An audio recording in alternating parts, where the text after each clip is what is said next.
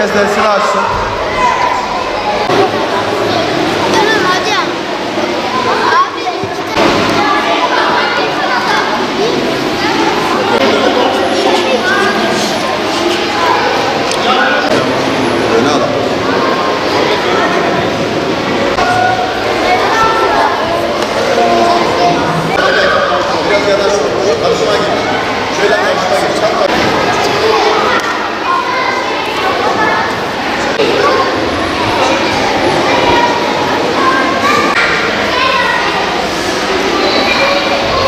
Talep her yıl olduğu gibi bizim camimizde olduğu gibi bütün camilerimizde de rekor sayıda katılım sağlanmakta. Çünkü velilerimiz din-i mübin-i İslam'ı öğrenmek, Kur'an-ı Kerim'i, elifbayı, ahlakı, edebi, Efendimiz sallallahu aleyhi ve sellemin hayatını öğrenmek için çocuklarını camilerine göndermekteler.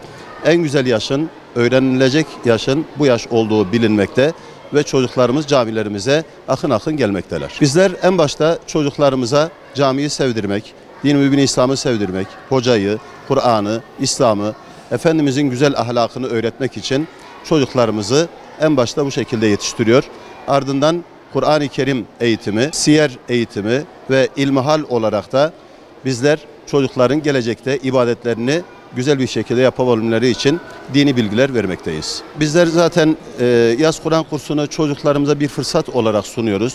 Bu fırsattan kastımız insanlar ibadetlerini yerine getirebilmek için dini bilgiye ihtiyaçları var. Bu dini bilgileri de en doğru bir şekilde öğrenecekleri yer dolayısıyla camilerimiz. İslam'ı en güzel bir şekilde öğrenecek yerin en doğru yer olarak cami olduğu için bizler de çocuklarımızı camilerimize davet ediyor ve burada kendilerine dini bilgileri öğretiyoruz. İslam'ın en doğru öğrenileceği yer bilgiler olarak, Kur'an-ı Kerim'in anlamı olarak en güzel yer camilerimizdir. Evde boş oturacağımızda gelip Kur'an kursuna gitmemiz daha iyi olur bence.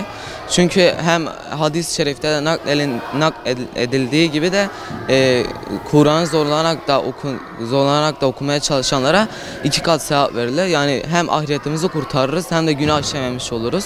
Boş zamanlarımızı yani Kur'an okuyarak değerlendirdiğimiz için. Peygamberimizin de dediği gibi bugünüyle yarın aynı olanlar zarardadır. Yani boş zamanlarını değerlendirmeleri için gelmeler lazım bence.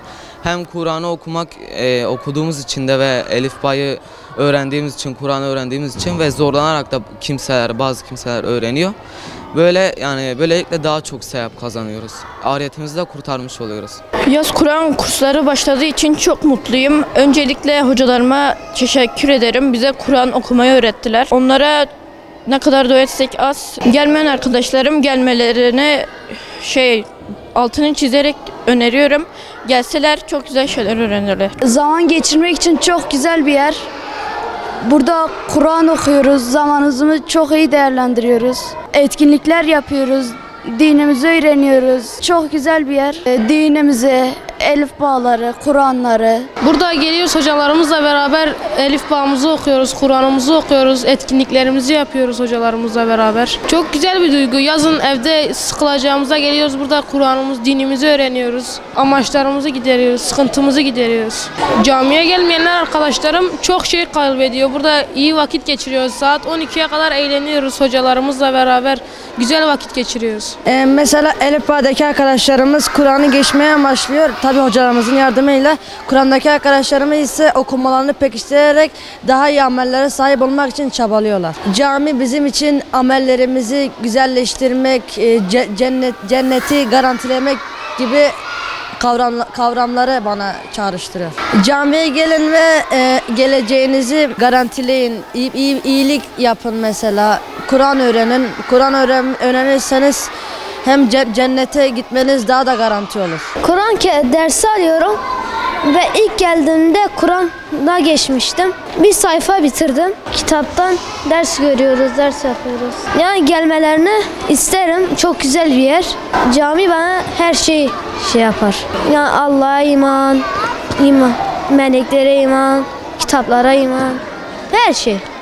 Ne dini şeyler. Burada çok memnunuz. Hocalarımızdan da çok memnunuz. Bizi Kur'an'a geçiriyorlar elifbadan. Burada hocalarımız kitaptan işliyoruz. Dini bilgiler, Peygamber Efendimizin ile ilgili dersler alıyoruz ve Elif Bağ'dan öğreniyoruz. Bir de Kur'an'a geçiyoruz hocam. Kur'an kursunda hocalarımız bize her gün çok iyi dersler veriyor. Elif Bağ'da derslerden sayfa atlıyoruz. Kur'an'a inşallah geçeceğiz.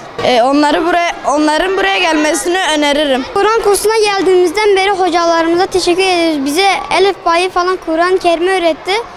Yani herkesi buraya gelmesini tercih ederim. Yani buraya gelmelerini de bekliyorum arkadaşlarımın. Burada Kur'an-ı Kerim ya da Elif Bağ arkadaşlarımıza, hocalarımız öğretiyor ya da bize. Cami yani Allah'ın evidir. Çok iyidir. Herkes Kur'an okuyor, Elif Bağ okuyor. Cami Allah'ın evi, top oynanılmaz, koşmaz, ebelemece oynanılmaz. Cami benim için Kur'an okumak, Elif Bağ okumak. Yani buraya gelerek mutlu oluyorum. Zamanımız geçiyor ve bir şeyler öğreniyoruz burada. Din dersleri yapıyoruz ve Kur'anlarımızı okuyoruz. Hocalarımız da bize bir şeyler öğretiyorlar. Onlardan da Allah razı olsun. Yani bence gelmeliler. Yani evde oturacaklarına bari burada bir şeyler öğrenebilirler. Yani Kur'an öğrenseler yani öbür dünyada da bize lazım olacak bir şey evde oturup ders çalışmaktan daha iyidir. Kur'an okuyoruz. Hep Elif Bağ harfleri hep öğrenmek. Hoca bize öğretmek istiyorlar. Elif Bağ herkes okuyor. Elif Bağ herkes biliyor. Biz bazen bütün sayfaları, bilmediğimiz sayfaları biliyoruz. Bazıları hoca bize öğretiyor.